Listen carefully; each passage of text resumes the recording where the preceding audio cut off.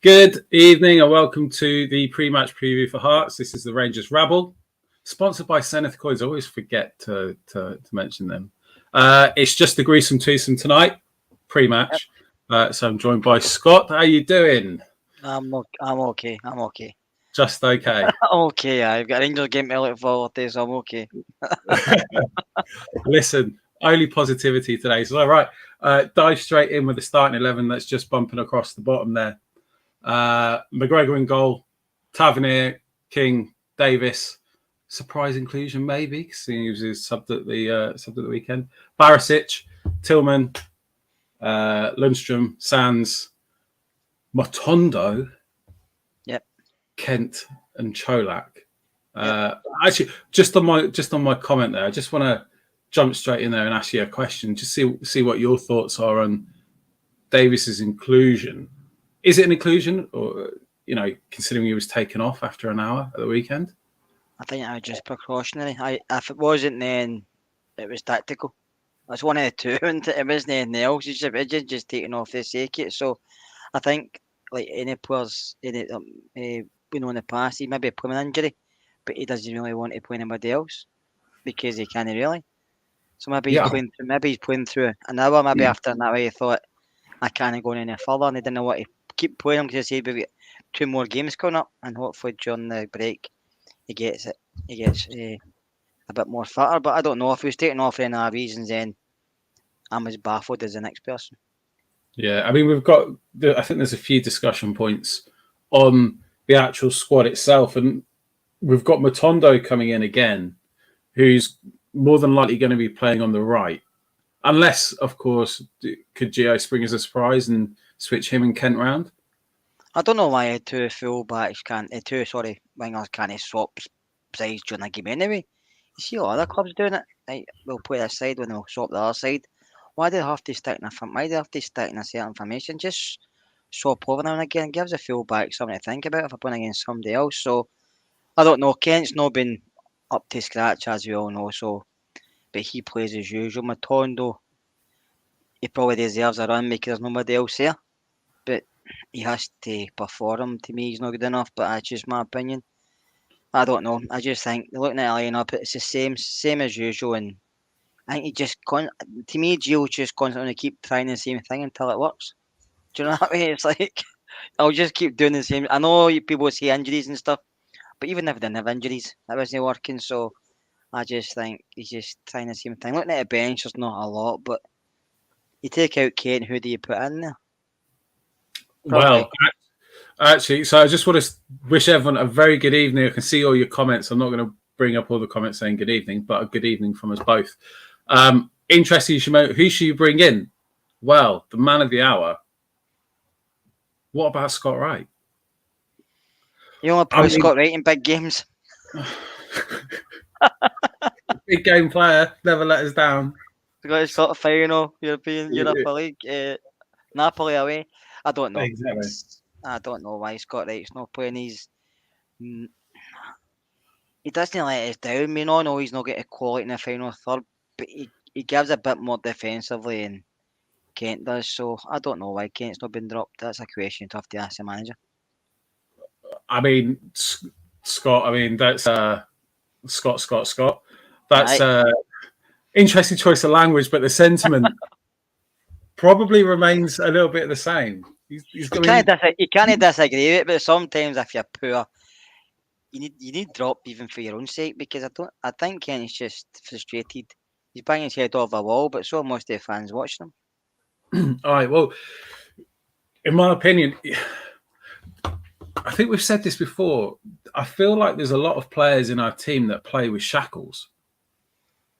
It feels like we've got this formation, this 4-3-3, and they've got to play in certain areas of the pitch to then utilize the ball the way that we do, or not utilize the ball in terms of moving in this horseshoe manner.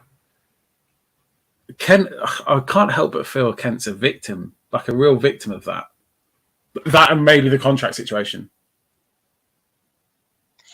I don't point to that. See, if you're going to leave, you'll leave. Doesn't matter if you're playing good or bad. I just feel he's lost a bit of form. He's probably not as good as everybody made him out to be. He's a very inconsistent player. He was even like that before he came to us with teams he's been with. But I just think the team aren't the offensive enough. They don't attack enough for me. And with Gio as manager, we done it when he first came in, but he kind of put the reins on some of the players. And I think Kent may be one of the reins you're talking about, and that's why he does feel frustrated. That's why he doesn't maybe not playing like he should be. I don't know. I just still think a lot of players don't believe in their manager, and I think that's the issue. But I see a lot of comments saying Kent is shit. He's no shit, but he's been playing shit.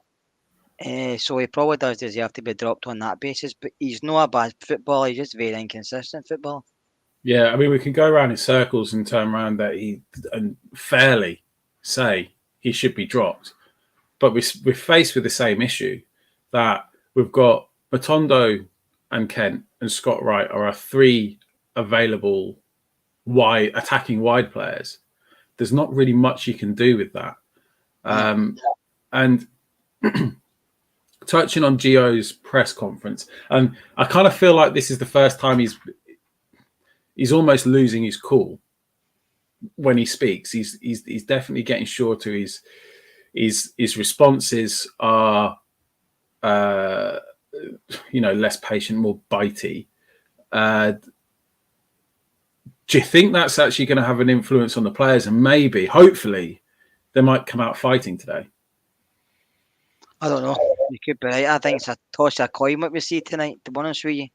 We could see the Rangers against Aberdeen, and we could see the Rangers against St Johnstone. I think you don't really know what you're going to get with this side, but I do think a lot of the players aren't playing for the manager. A lot of players don't want the manager there, and a lot of players maybe don't want to be there either. To be honest with you, they've probably been there too long. So I think there's a few different things. We need a result tonight, but it doesn't really matter if we get a result or not. It doesn't distract from the fact that we need a new manager and we need a refresh at the end of the season. But we need to get a result because the fans deserve a result. The fans aren't going to go. I'm not there myself because I've got COVID, so I'm stuck in the house. But You the got COVID fans again, it's number 4. Oh,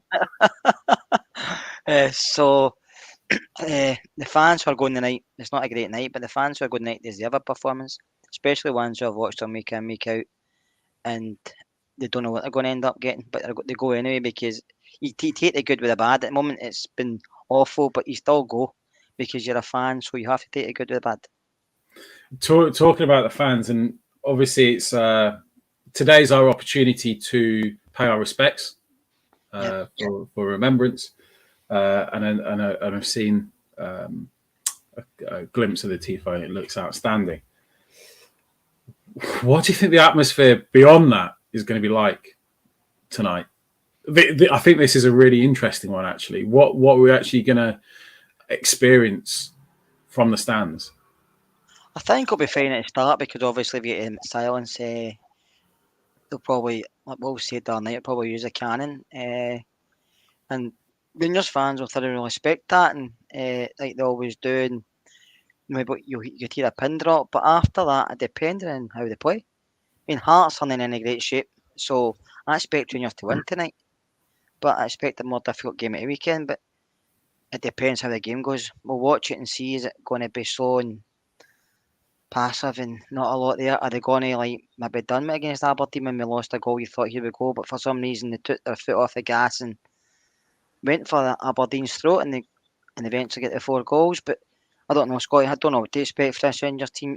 You can't shoot. You can sit here all night debating how they're going to play because I don't think even the players know how they're going to play because some of them will play like they've done the last few games and some of them might actually put a performance in. Hopefully Matondo puts a performance in. He's not a chance. I just think what I've seen him, he's not good enough, but hopefully he can change my opinion. One attacking option, which is, I think for a youth player, he attracts an awful lot of attention. And obviously the glimpses that we've seen of him, he's been very, very impressive. Alex Lowry's not even in the squad. No. And, what we touched on earlier in terms of our attacking options at the moment, out with the first 11, is Scott Wright effectively on the bench. I'm just going to pick up the bench now. So we've got McLaughlin, Davis, Kamara, Morelos, Wright, McCann, Arfield, Devine, and Fecko. Seco. He's a I centre did say back. that. It's a glaring omission not to have Lowry on there, isn't it? It says a Well, lot. he did say he had 20 better options, didn't he, the other day? I just think there's been a lot of rumours going on about Alec. Nobody knows what's happened or what's not happened. So I'm not going to even comment on that. But I just think that Gio's come out and said it's kind of put a pressure on him and maybe chucked him under a bus slightly. If he's not performing for the B team, then he probably doesn't deserve to be in the first team. But we know what he can do when he's being in the first team. So I don't know what the issue is. But I feel if it was an issue, why did he not come out like he done with Morelos and say that? Give the boy a chance to explain. Even come out and say something like he's been, I don't know, just come out and say something simple like maybe there's been problems behind the scenes, but we've got his back in tow and he's get his head down again. But he said something about saying something, if you know what I mean. And everybody's speculating now what's Alex been up to, whatever. And he could have been up to nothing. He could have been up to something. But I don't think it's fair, no, lad. Yeah. It's, and again, you mentioned the name Morelos. He's on the bench now. For me, Cholak didn't actually have the best of games at the weekend against St Johnstone. We know what he can do. We know he can score goals. Unfortunately, it seemed that when Morelos came on the pitch, he didn't look interested in taking any opportunity, which again kind of raises the question, what's going on? There does seem to be quite a lot of discontent. This is spinning onto the pitch, and well, I don't think Gio particularly has a handle on it. I'm really stuck in terms of where to really go. What are our options? What do we do? If God forbid that the game starts and it doesn't go our way, it does feel like one of these things that it's going to continue going in one direction. Yeah. I think even if we get a result tonight, it's going to continue going in that direction anyway. I don't see this Rangers team going on a mind-boggling run of games between now and the end of the season and not losing. I don't see that happening for this group of players, and I think it's down to. Don't get me wrong, some of the players, their attitude stinks, their performances are worse, and they need to take a look at themselves. I think it all boils down to the manager and his coaching staff, because they're the guys that give them instructions, they're the guys that prepare them during the week, they're the guys that make it get them fit, and they're the guys that put them out in the park for the game. So if I don't believe in the manager and the coaching staff, they won't want to a party to defeat someone. Yeah. Listen, Brian, thank you very much for the contribution. Matondo, left or right, he's on the park. He's got an opportunity to show his stuff. I hope he's got the mettle. What do you, when I talk about mettle, obviously I think one of the aspects where Matondo has struggled is the physical aspect of Scottish football. And unfortunately, it does appear to be enough to put a player off trying to continually do his things when he's going to have that physical aspect. Do you expect Hearts to probably target him a little bit? I don't know. How Hearts will probably sit deep and they'll just probably try and hit us in the counter. I don't know if they'll target him or not. I think they'll just sit tight at the back, be disciplined, and maybe fill him into dangerous areas because his pace. If I see enough of him, he's going to put in dangerous crosses. Is there enough of our players in the box on the dangerous crosses if he does get one in? Who knows? I think Hearts will probably. They might usually. Teams usually double up in Kent. I don't know if they'll do that the same with Matondo. Because usually you get a bit full backs running by the wingers, but that's not been happening either. So it depends how we start. But Robin Nielsen will probably set his team in tight. They'll be disciplined and hope to get us in the counter. But looking at the Hearts side, they're not in any great shape. They've got a few players missing, and I think my midfield's not the greatest. Cochrane, Halliday, and Devlin. It's very weak. Very weak. Don't you dare go that, because we're going to get the ghost of banter years past come back and haunt us. And in Andy Halliday, he's going to be right up for it, isn't he?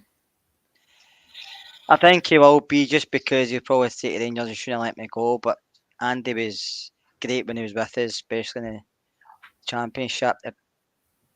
When we come up, he was okay as a squad player, but he was never good enough to play every week, was he?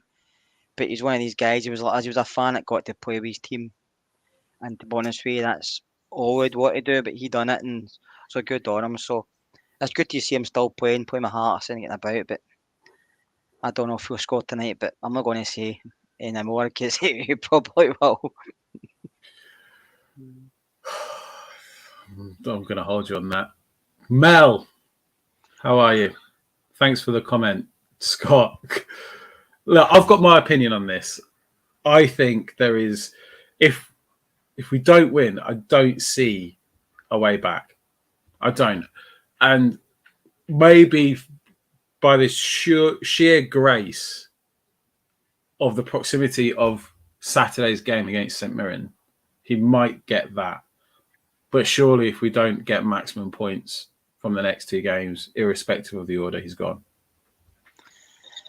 To be honest with you, shouldn't be here anyway, but I don't know. I don't know how this board works. Will this let him go? Will they keep him end of the season because there'll be less money to pay him off? Who knows the way this board works? To me, if the board had any balls at all, he'd have been away already and already been getting somebody else in, but that's not what they've done. So he said that he's got trust with the board. He's here to turn things around, which obviously he's going to come out and say because he backs himself. But do the players back him? Probably not. And do the fans back him?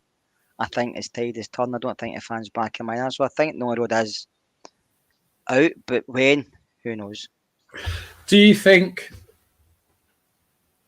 and this is a little bit tongue in cheek, do you think, bearing in mind that we released the accounts today, and if you read through the accounts, you've got the chairman's notes and you've got the manager's notes, do you think maybe they couldn't get rid of him because they couldn't get to the publishers in time to actually take out the manager's notes? That's a Rangers thing, isn't it? I don't know. Scotty's, you're asking questions that even Ross couldn't answer. So yeah. Oh, we need Ross. And if you wonder where Ross isn't here. He's not cheering on his brother. His brother's not playing. I think Ross is secretly delighted about that. Because his brother would probably score against us. Yeah. Again. Oh, God, don't start that again. Yeah, well, Ross's prediction, thank God Craig Gordon's in goal because that guarantees us a goal. So I hope Ross is true if he's watching. What did you think, Scotty? I seen somebody put a point there, but I heard it yesterday, Gio saying that metaphor, I call it, saying yesterday, like we were 6 points ahead and they turned it about and won the league, so we can do the same thing.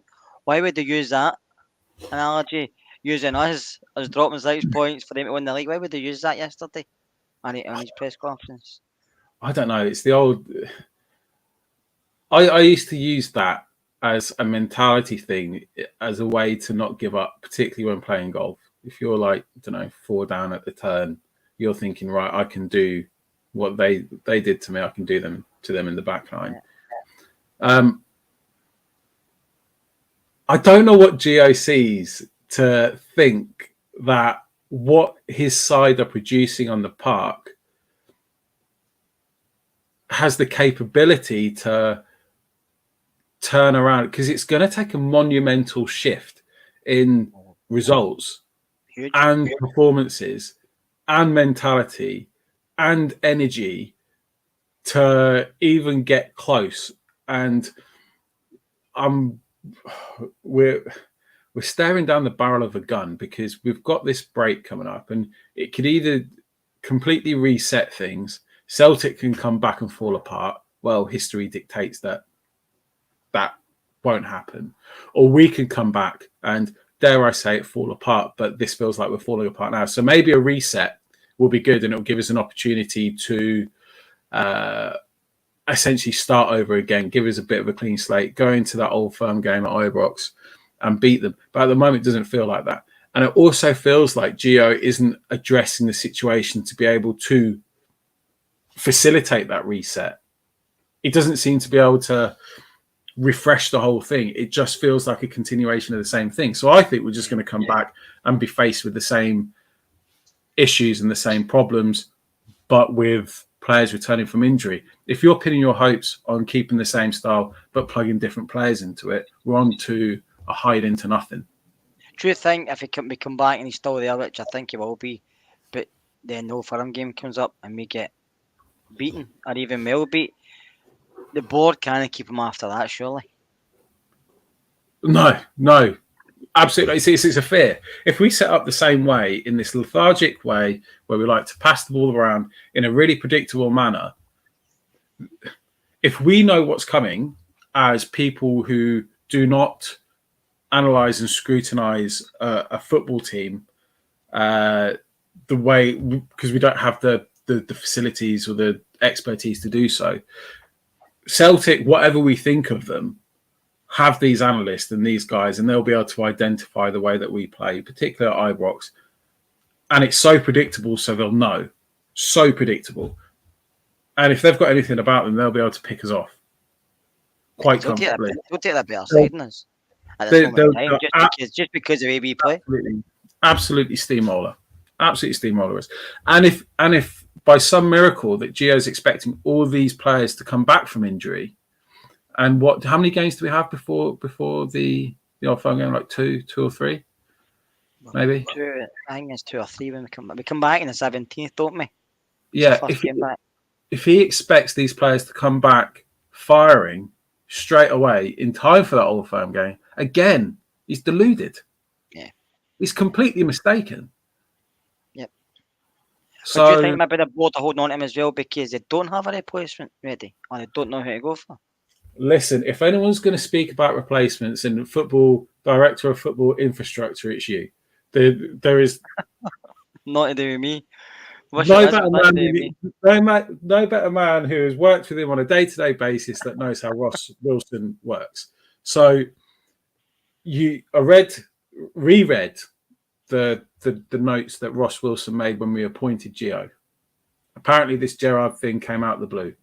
Yeah. I don't think so. I remember before Villa took him, he was linked with the Newcastle job. Yep. So there's no smoke without fire. There was noise, and I'm sure there must have been some form of contact there. And if Ross Wilson was oblivious to that, well, he's a fool.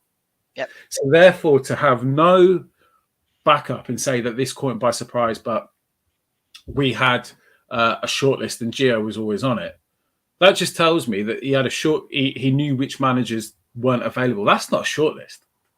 Yeah. Anyone can do that. Anyone can go on transfer market and look at free agents and free managers and then just pick who's available. That's not a shortlist. That's not a black book. That's not intellectual property. That's bullshit.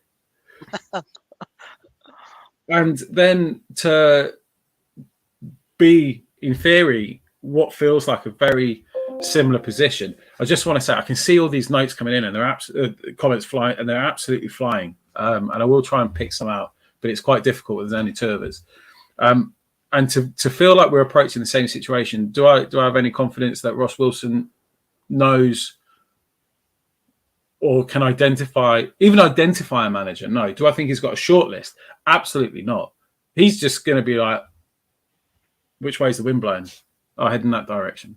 That's how it feels. The club should have a database on players, UK, Europe, worldwide. They should have the same managers, even if they're looking for manager or not, just in case anything does happen. Every club kind of got it. So Rangers shouldn't be any different. Correct. And you look at, again, touching on the accounts today, and Douglas Park is waxing lyrical about all facets of the club and the structure and the direction it's going, which, to be truthful, a lot of it is warranted. When you actually put it down on paper, Edmiston House, the investment into the squad, the achievement of getting to the Europa League final, winning the Scottish Cup, consecutively breaking record sales, is positive. But fundamentally, the reason why we're interested in Rangers is the 11 guys on the park, because they are what drives currently the football club forward. I mean, we are the football club. Us as supporters, shareholders, those in the community. This is the football club, but the 11 guys on the park are vitally important. Now, I don't know when he wrote that statement, but it doesn't. Although the statement is extremely positive, it's not. It doesn't feel it. I said to start when they came in, most it will no take a risk. he will make the club money, and what he does, and he will listen to what the board want, and he'll do it. And as a way, like when we're talking about players, he'll not go out and spend money willy nilly, but you see, by some of the money spent, I know he's not spent a lot of money bringing players in, but a lot of money's went on loans and agents. Is that correct? 7.5 million, 8 million. It looks that way, yeah. Because even a loan player, you're paying for the loan plus wages. So I know he turned around and said we've got Aaron Ramsey for nothing, but Aaron Ramsey cost us quite a bit of money, to be honest with you. So it is the man from Mars. What's happening? Where you sitting in the middle of the sky? But no, mate, Scott set the standard, mate, earlier on, so I thought I would.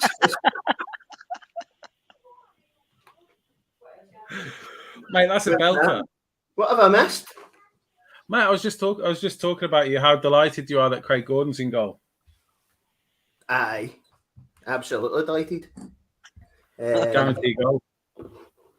How are you getting on anyway? I'm okay, mate. How are you? Not too bad, not too bad. I'm super excited for the game. Yeah, I think. Sands and master incoming. Yeah, do you reckon? Do you think we'll see something different? No.